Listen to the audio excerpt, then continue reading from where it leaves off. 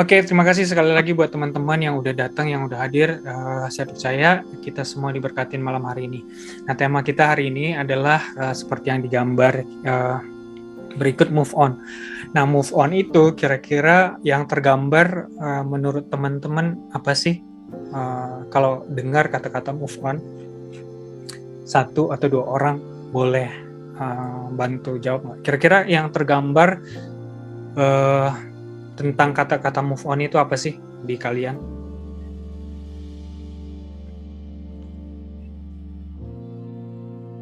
Melupakan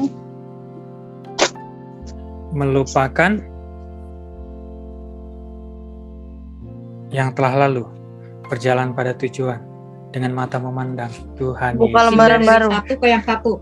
Oh iya. Oke, kalau kita bicara tentang move on, biasanya itu misalnya masalah hati gitu ya.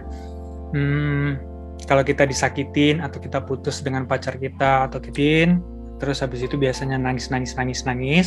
Nah, move on itu berarti kita memandang maju dari satu tempat ke tempat lainnya untuk melihat sesuatu yang baru. Nah, biasanya kalau yang namanya maju ini kita nggak akan di satu tempat yang sama. Pasti kita ada yang namanya kayak mungkin petualangan atau berjalan atau bergerak. Nah, itu yang dinamakan move on. Misalnya kita juga kalau dipecat gitu ya. Nah, move on ini berarti kita nggak stay juga di tempat yang lama. Kita nggak memikirkan kenapa ya gue dulu diputusin, kenapa ya gue dulu dipecat, padahal gue udah melakukan ini, udah melakukan yang terbaik, kenapa kok gue diomongin gitu ya. Nah, move on itu berarti bukan hanya secara tindakan, tapi secara pikiran juga harus artinya kita tidak memikirkan hal-hal yang lama, hal-hal yang mungkin mengekang kita, hal-hal yang mungkin yang mengikat kita, hal-hal yang mungkin membuat kita nggak bisa bebas, atau mungkin kita jadi sakit hati, kita mungkin jadi kalau mengingat hal-hal yang dulu itu jadi bawahnya kesel gitu. Nah, move on itu berarti kita udah melupakan yang belakang dan kita memang jalan ke satu arah, ke satu tujuan, mencari sesuatu yang baru. Meninggalkan sesuatu yang lama untuk sesuatu yang baru. Nah, kalau kita hari ini sebenarnya kita belajar tentang move on ini dari Abraham. Teman-teman pasti udah sering kali dengar Abraham ya, ketika Abraham dipanggil Tuhan. Kita baca dulu ya di Kejadian 12. Teman-teman mungkin boleh nanti di bookmark Alkitabnya di Kejadian 12. Gue bacain. Berfirmanlah Tuhan kepada Abraham, pergilah dari negerimu, dari sanak saudaramu, dan dari rumah bapamu ke negeri yang akan kutunjukkan kepadamu. Aku akan membuat engkau menjadi bangsa yang besar. Nah, ini kita stay dulu di ayat 12 ayat 1. Nah, Tuhan itu waktu dia memanggil kita, pasti kita ada di satu tempat atau di satu kondisi. Waktu kalau misalnya kita boleh jujur ya, kita itu sebelum mengenal Tuhan biasanya ada di satu tempat atau ada di satu kondisi yang kita mungkin kurang bersungguh-sungguh, yang mungkin kita hidup di dalam kubangan mungkin dosa kita, pergaulan kita nggak benar, pacaran kita nggak benar, sikap kita nggak benar, mungkin kita masih sering melawan orang tua, mungkin kita ngata-ngatain bos kita, mungkin kita suka ngomongin kejelekan orang lain dan sebagainya. Nah, waktu kita dipanggil sama Tuhan, biasanya ada yang namanya transisi. Biasanya kalau kita pergi itu pasti ada transisi dari satu tempat ke tempat yang lain. Nah, waktu kita dipanggil sama Tuhan, Tuhan itu pasti pengen kita keluar dari yang lalu nih. Misalnya kita di satu rumah gitu ya, atau di satu tempat, ini tempat dulu kita yang sering kita bermain, yang mungkin nggak membangun kita, yang mungkin ini nggak memuliakan Tuhan. Kita disuruh lari ke satu tempat yang dimana ini Tuhan sudah sediakan berkat, Tuhan sudah sediakan hal-hal yang mujizat, mungkin Tuhan sudah sediakan hal-hal yang wonderer, Tuhan sudah sediakan hal-hal yang mungkin secara manusia itu nggak mungkin. Tuhan sudah sediakan di sini. Tapi waktu jalan dari sini ke sini, biasanya nggak mudah dan nggak gampang. Transisi atau perpindahan dari A ke B, atau dari lama ke baru, itu pasti nggak gampang. Contohnya kalau misalnya teman-teman udah punya temen yang akrab banget ya, akrab banget, terkadang waktu kita karena saking akrabnya kita nggak bisa lagi membedakan bahwa pergaulan kita itu baik atau benar. Contohnya juga misalnya kalau seorang yang punya pacarannya mungkin udah toksik, tapi karena udah lama dia nggak tahu dan nggak bisa membedakan bahwa pacarannya ini benar atau enggak gitu. Nah, biasanya waktu dia udah dapat kebenaran, udah tahu firman Tuhan, biasanya mau pindah dari A ke B, dari yang lama ke yang baru, biasanya ada yang namanya harga atau pikul salib yang harus dibayar sama orang itu, atau mungkin kita sendiri. Nah, biasanya kalau kita keluar dari A ke B ini kan biasanya dari zona nyaman ya. Biasanya misalnya gini, orang yang nggak pernah pelayanan, terus habis itu ketika dia dipanggil Tuhan waktu mau melayani, misalnya nih dia orangnya pemarah gitu ya, tapi waktu dipanggil Tuhan terus bergabung dengan satu kelompok pelayanan. Nah, waktu kita bergabung dengan satu kelompok pelayanan kan biasanya juga orangnya nggak susi semua gitu ya, maksudnya nggak susi banget gitu, sushi pokoknya nggak bersih banget lah, pokoknya orangnya nggak suci banget gitu. Nah, ini biasanya pasti buat kita emosi. Misalnya nih orang kok udah rohani tapi kok kelakuannya begini, udah rohani kok pelayanan tapi kok pacarannya begini, udah pelayanan kok tapi kata-katanya kok ketus banget ya, udah pelayanan kok tapi sukanya ngerokok ya, atau ngatain orang ya. Pasti ada aja hal-hal yang begitu.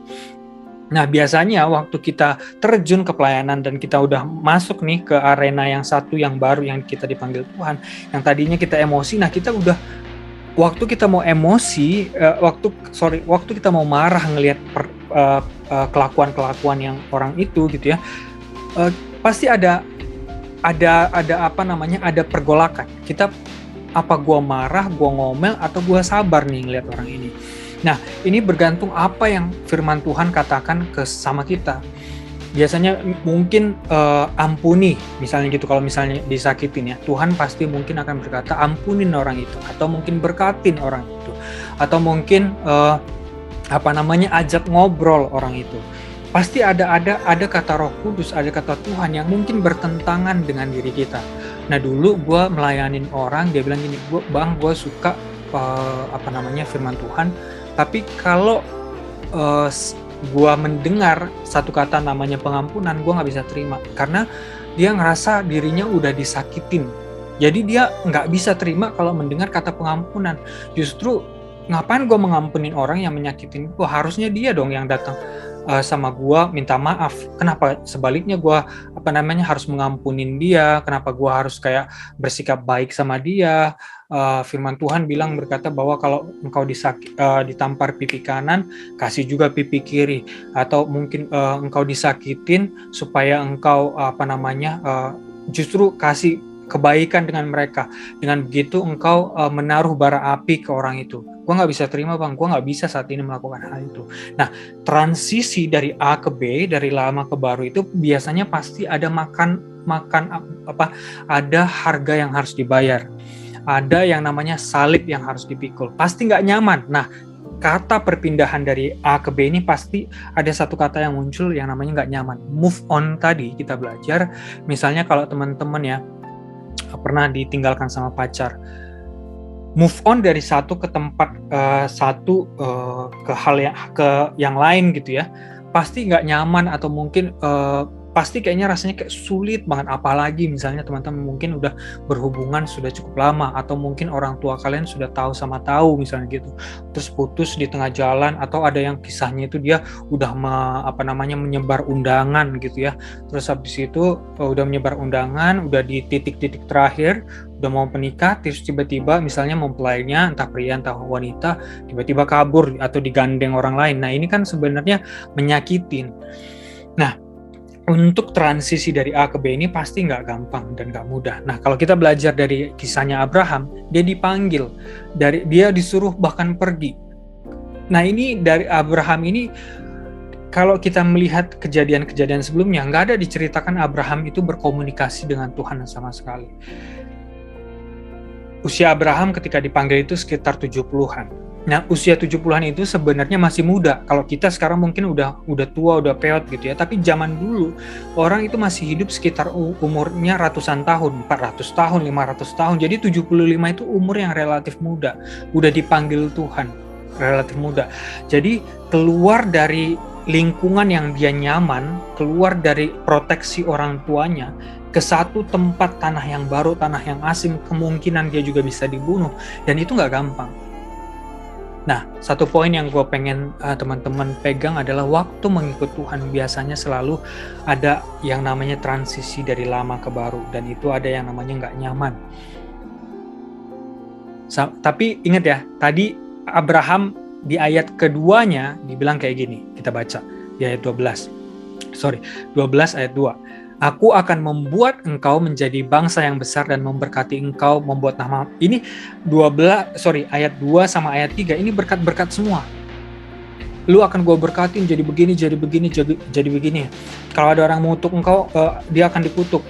Begini. Pokoknya ini berkat. Tapi sebelum berkat itu, nah Tuhan biasanya sebelum berkat ada harga yang harus dibayar. Nah, seringkali kita suka melihat namanya berkat kelihatannya kinclong gitu, tapi kita nggak tahu bahwa proses untuk mendapatkan berkat itu luar biasa sulit.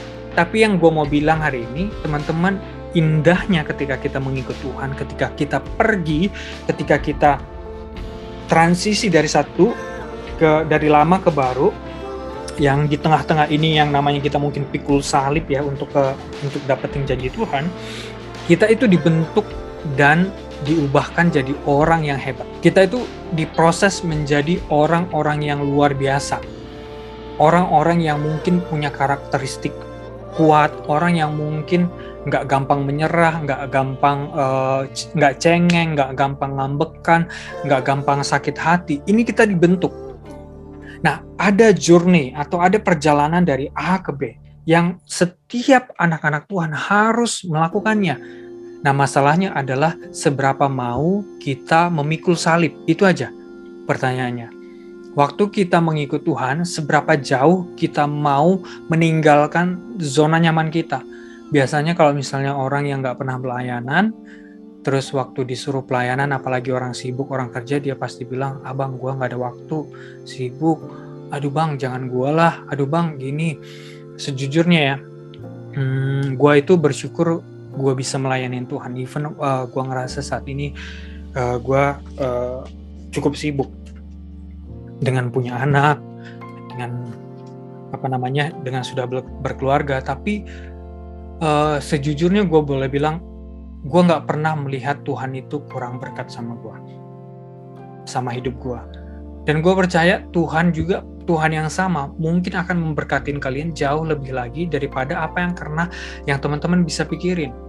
Ini bukan hanya soal materi yang gue bisa jelaskan, tapi secara kepuasan, secara batin juga kita dapetin, secara roh kita dapetin ketika kita melayani Tuhan. Ini waktu gue setia di kru ya, di perkara kecil. Gue saat ini kerja itu banyak sama orang India, tapi gue ngelihat perjalanan gue bisa sampai saat ini, itu nggak dimulai dengan hal yang mudah. Dulu gue inget banget ya, gue bahasa Inggris gue tuh sangat amat belepotan. Bahkan kalau gue interview pakai bahasa Inggris dulu itu kebanyakan diem, kebanyakan ini, terus habis itu kebanyakan takut dan grogi. Akhirnya gue udah blank semua, mau dijawab apa, dan gue jawabnya itu terbata-bata. Gue orangnya itu selalu takut salah kalau ngomong, ini orang tahu grammar nggak ya, ini orang tahu ini nggak ya, selalu gue kayak gitu. Dan saat ini gue melihat apa yang gue lakukan terus-menerus ya di kru, terutama waktu gue tanggung jawab dan gue aktif di kru, gue melihat waktu gue di kerjaan itu gue orangnya diandalkan. Sebenarnya ada jadi gue kerja saat ini di satu perusahaan baru, handle projectnya BI. Jadi gue ada 3 orang programmer di Indonesia, lainnya orang luar. Nah, di Indonesia ini ada programmer ini, ada satu senior, gue di bawahnya, dan ada satu lagi di bawah kita. Nah, tapi gue ngelihat itu untuk komunikasi Bahkan, sales direktur gua waktu gua ditempatkan di BJB, dia bilang sama seniornya gua bilang, "Lu kalau ngomong ya, belajar dari Leo. Leo itu tahu, cara ngomong berdiplomasi dengan baik," katanya kayak gitu. Itu waktu gua meeting dia bilang kayak gitu. Terus habis itu bukan hanya itu, waktu gua komunikasi dengan orang BI, gua banyak diandalkan untuk ngomong sama orang BI dan klien-kliennya, dan gua seringkali aktif nanya misalnya untuk perihal tugas-tugas gua. Dan itu gua dapetin bukan karena tiba-tiba, dan itu gua melihat karena gua juga setia di kru dan gua melakukan bagian gua. Apakah gampang? Nggak gampang juga. Tapi gue percaya semua yang kita lakukan waktu kita setia di persekutuan, misalnya teman-teman melayani walaupun capek, walaupun kalian misalnya udah tahu ya, maksudnya gue banyak kerjaan nih, tapi gue tetap lakukan bagian gue, follow up orang. Terus abis itu gue tetap kerjakan gue, kalau misalnya gue udah dipercayakan misalnya sharing firman, gue tetap lakukan yang terbaik, gue tetap begini, gue tetap begitu. Gue percaya itu endingnya sama seperti Tuhan. Dia bilang kayak gini, "Aku akan membuat engkau menjadi bangsa yang besar, memberkati engkau, serta membuat namamu masyhur, dan engkau akan menjadi berkat." Nah, poinnya adalah kita akan menjadi berkat. Ingat ya, setelah kita diberkatin, kita pasti akan jadi berkat kok, buat orang-orang yang melihat kita. Bukan hanya berkat itu, bukan hanya berbicara sama di keluarga kita bisa memberkati mereka, tapi orang-orang luas ketika melihat hidup kita, mereka juga pasti diberkatin. Ada yang mau ditanya? Kalau ada yang mau ditanya, teman-teman bisa interrupt, bisa Bang, atau mau sharing juga nggak ada masalah ya. Nah, terus habis itu kalau kita ngelihat tadi Abraham itu disuruh pergi. Ingat sekali lagi, waktu Tuhan memanggil kita, berarti ada zona nyaman yang harus kita tinggalkan. Nah, coba teman-teman tulis di buku teman-teman, atau di catatan teman-teman, atau di notepad teman-teman, hasil sharing hari ini, kira-kira zona nyaman apa yang teman-teman harus tinggalkan ketika kita mengikut Tuhan? Apa yang harus kita berikan? Apa hal-hal yang mungkin kita pegang selama ini yang kita harus tinggalkan sebenarnya ketika kita mengikut Tuhan? Nah, coba teman-teman mungkin bisa list, entah itu ada hal-hal yang mungkin seringkali sebenarnya waktu kita melakukan itu sebenarnya tidak membuat kita bertumbuh. Misalnya kita seringkali kalau nonton drama, drakor misalnya gitu ya, itu kalau misalnya misalnya udah tahu hari Jumat malam gitu, itu bisa nonton sampai pagi gitu.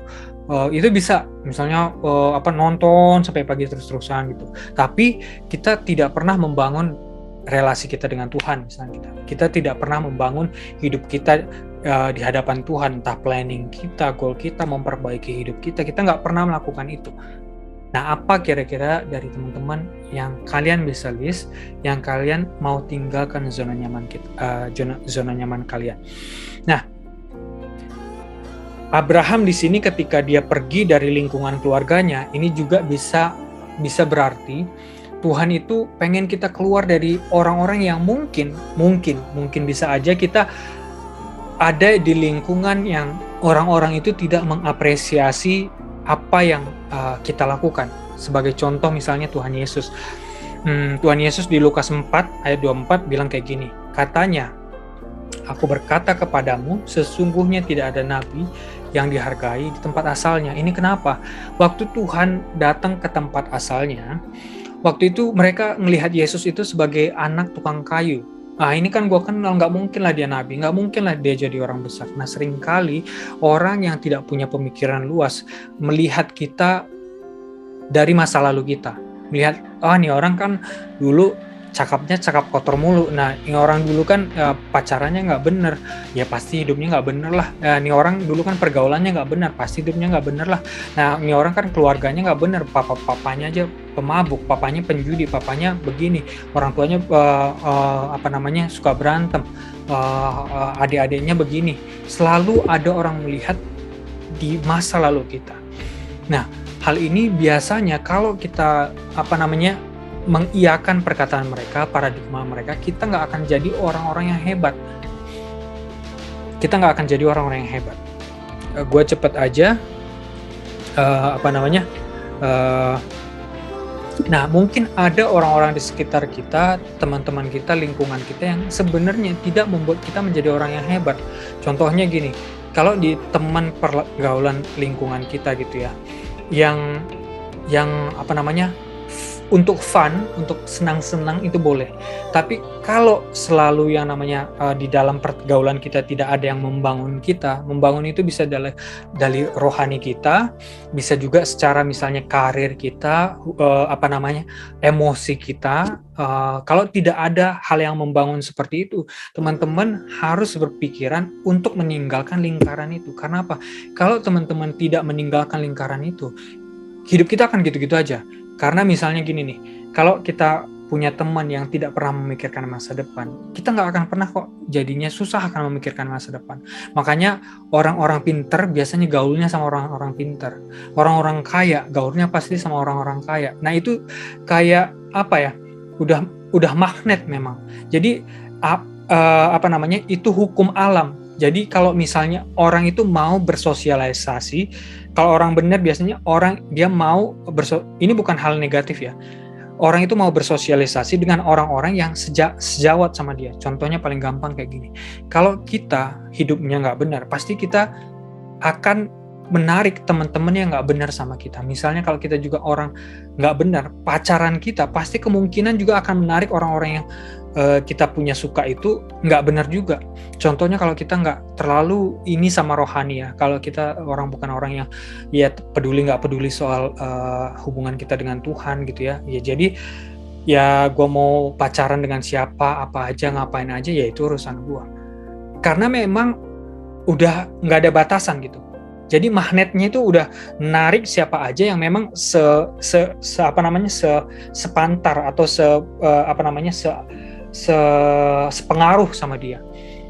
Makanya teman-teman, kalau teman-teman atau kita berada di lingkungan yang masih seperti itu, tinggalkan. Supaya kita menjadi orang-orang yang naik. Oke, kita langsung masuk aja. Tadi kita berbicara tentang zona nyaman. Kalau mungkin teman-teman ada yang saat ini di zona nyaman gitu ya, zona nyaman misalnya hal-hal tertentu yang mungkin teman-teman nggak males lah kalau gue nanti kalau pindah pekerjaan nanti akan kayak gini, belum nanti akan begini, akan begitu, atau misalnya kalau pelayanan gitu ya, untuk follow up orang, untuk kunjungan atau apa gitu ya, males gue, belum lagi nanti gue ditolak, belum lagi gue begini, belum lagi gue disuruh begini, misalnya nggak mau pelayanan misalnya kayak gitu ya, nggak mau repot misalnya gitu, ada mungkin sikap kita yang nggak mau meninggalkan zona nyaman. Nah, zona nyaman ini biasanya identik dengan apa? Kita nggak mau bayar harga, nggak mau melakukan sesuatu yang sulit, nggak mau dimintain lebih. Padahal firman Tuhan bilang, kalau orang lain minta baju, kasih jubah. Kalau minta orang lain minta lu berjalan 1 mil, berjalanlah dengan dia 2 mil. Orang tampar pipi kanan, kasih pipi kiri. Ini berarti sebenarnya kasih lebih, mengasihi atau memberi lebih.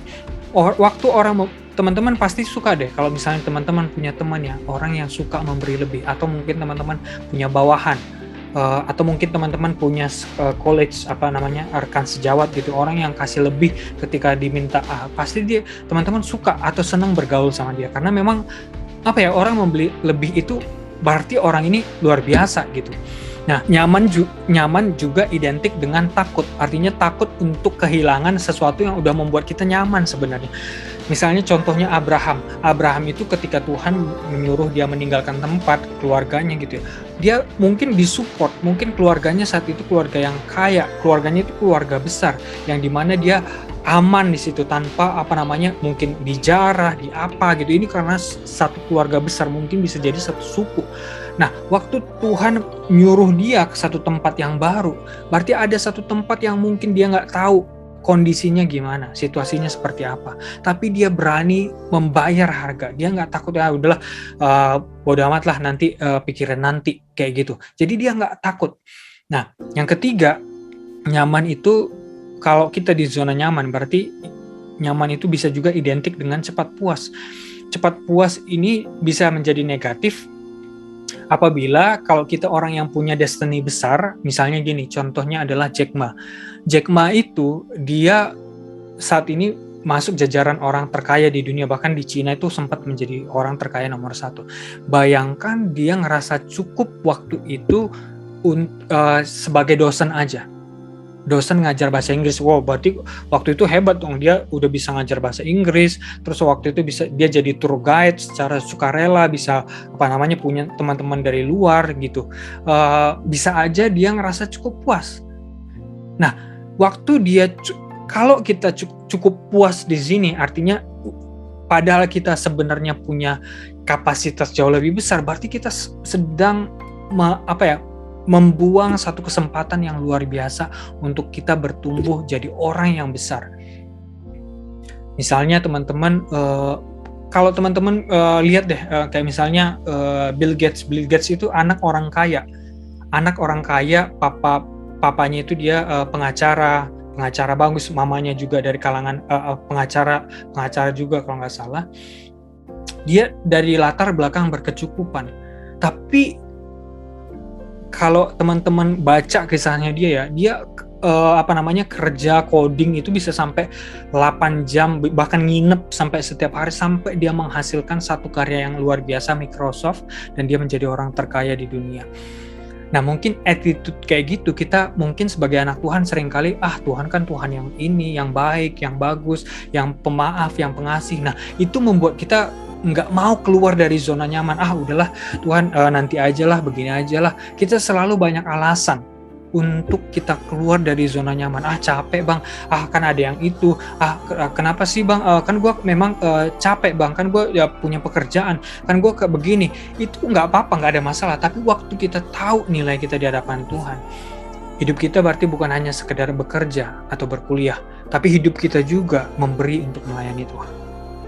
Nah, seringkali kita susah untuk melakukan itu karena kita nggak melihat apa berkat yang Tuhan sudah sediakan buat kita. Nah, pertanyaannya buat kita semua adalah, lingkaran apa yang kita mau keluar dari dalamnya? Lingkaran kenyamanan-kah? Atau lingkaran negatif-kah, pergaulan negatif? Atau hal-hal yang tidak membangun teman-teman? Atau mungkin mungkin teman-teman tulis komitmen apa yang teman-teman mau lakukan. Kisah terakhir sebelum kita tutup, nanti teman-teman mungkin baca aja ya, jadi biar cepet. Zakheus, ini kisah tentang Zakheus, tapi ini bagus dan indah banget menurut gua. Di Lukas 19 ayat 10, nanti mungkin teman-teman bisa baca, jadi gua nggak perlu bacain semua. Tapi intinya Zakheus ini adalah orang yang kaya. Waktu dia mendengar Tuhan Yesus datang ke kotanya, waktu itu dia orang kaya, nggak punya gengsi, nggak punya malu, dia naik pohon untuk melihat Yesus. Nah, dari sini artinya apa? Dia itu benar-benar pengen melihat Yesus itu gimana sih sosoknya, orang yang dibicarakan, orang-orang yang membuat mungkin kegemparan buat banyak orang, tapi dia nggak malu-malu datang untuk naik.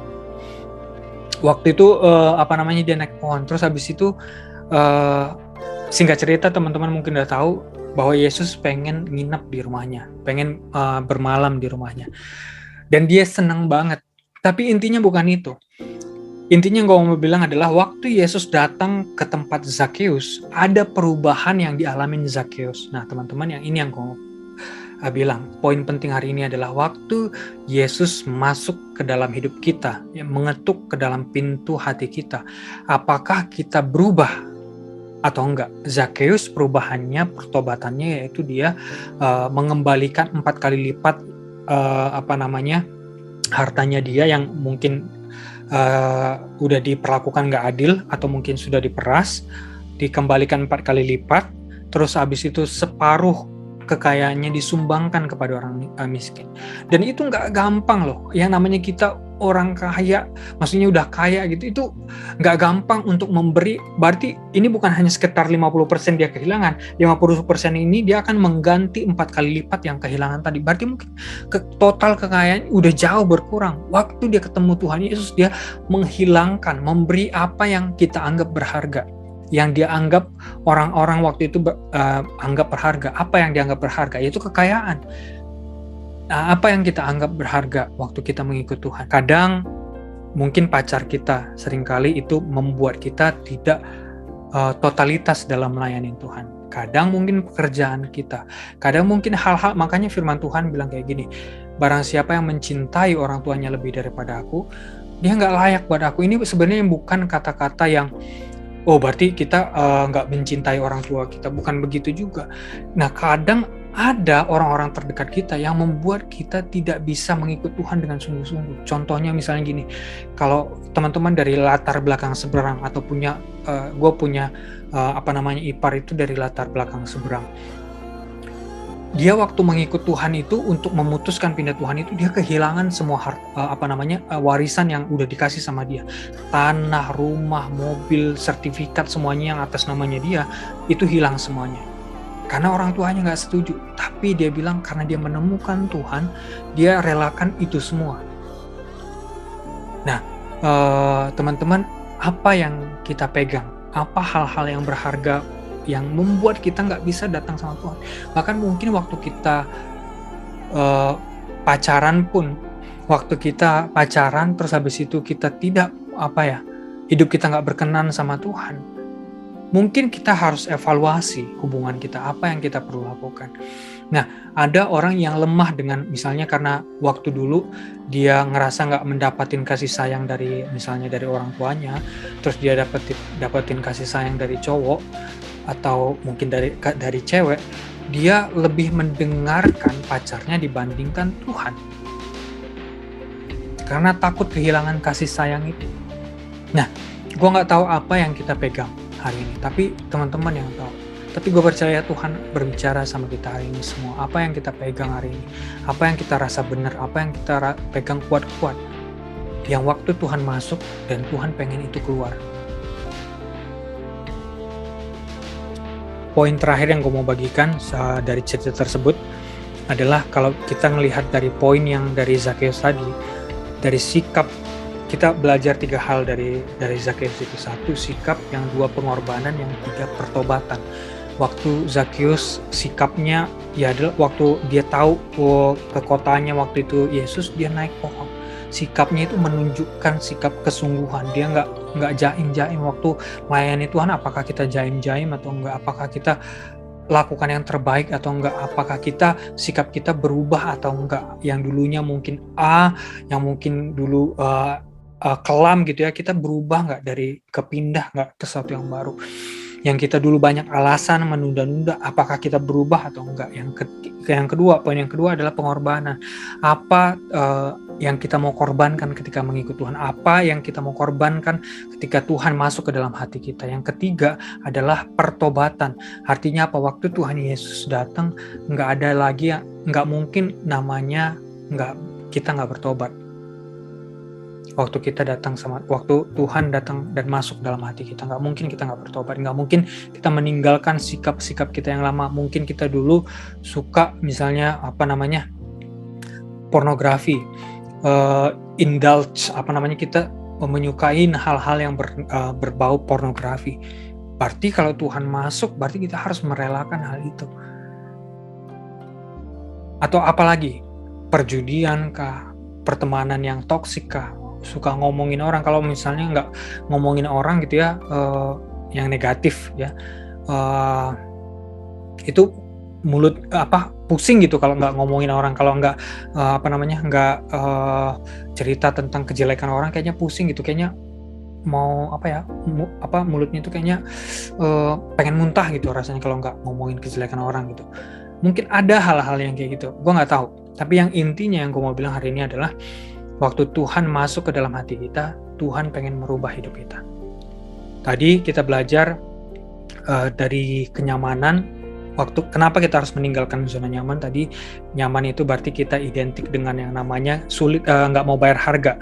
Terus habis itu kita juga takut artinya takut untuk meninggalkan hal-hal yang udah membuat kita nyaman, udah membuat kita tenang.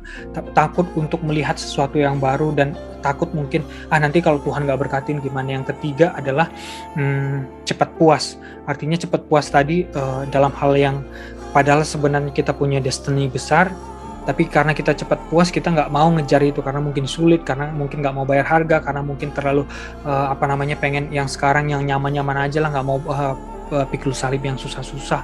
Nah, dari kisahnya Zakeus tadi kita belajar 3 poin. Satu, yaitu tentang sikap. Yang kedua adalah tentang perubahan. Yang ketiga adalah tentang pertobatan. Nah, teman-teman ingat sekali lagi, coba tulis apa yang kita mau ubah. Coba tulis sikap apa yang kita mau kita perbaikin. Yang ketiga, hal apa yang mungkin kita mau bertobat di dalamnya. Dan ingat sekali lagi, ada mungkin hal-hal yang kita harus tinggalkan. Entah itu mungkin zona nyaman, entah itu mungkin pergaulan yang toksik, entah itu mungkin pacaran yang nggak benar, entah itu mungkin hal-hal yang membuat kita tidak melayani Tuhan sungguh-sungguh. Mungkin itu aja. Yuk kita berdoa.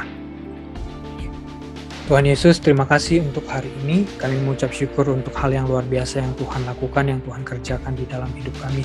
Tuhan, kami tahu pria dan wanita, siapapun yang datang di tempat ini pasti ada destinasi yang besar yang Tuhan mau lakukan, mau kerjakan di dalam hidup kami. Dan kami tahu satu hal, Tuhan, ketika Tuhan berbicara, kami percaya Tuhan Kau akan meneguhkannya dengan banyak hal. Oleh karena itu Tuhan, kami percaya tidak ada hati yang keras, hati yang mau diajar, mau dibentuk. Itulah hati yang ada di dalam hidup kami. Terima kasih. Dan kami percaya Tuhan, hidup yang luar biasa yang sama seperti tadi Abraham, Tuhan, bahwa Tuhan akan memberkati keturunannya. Dia akan menjadi keturunannya akan menjadi keturunan yang besar. Dia akan menjadi bapa banyak bangsa. Dan yang terakhir adalah dia memberkati banyak orang. Siapa yang mengutuk, dia akan dikutuk, Tuhan. Dan kami percaya Tuhan itu terjadi di dalam nama Yesus dalam kehidupan kami. Tapi sebelum itu kami berdoa supaya kami meninggalkan hal-hal yang mungkin yang lama kami, Tuhan, dan menuju transisi ke sesuatu yang baru. Sama seperti Zakeus juga, Tuhan, transisi ke dalam perubahan-perubahan yang baru. Terima kasih. Dalam nama Yesus, Engkau menolong kami, Engkau yang membantu kami untuk keluar dari hal-hal yang mungkin tidak benar, dari kegelapan menuju terang yang ajaib, dan supaya hidup kami menjadi terang dan menjadi berkat bagi banyak orang. Di dalam nama Yesus kami sudah berdoa dan mengucap syukur. Amin. Thank you. Saya serahkan kembali kepada Floren.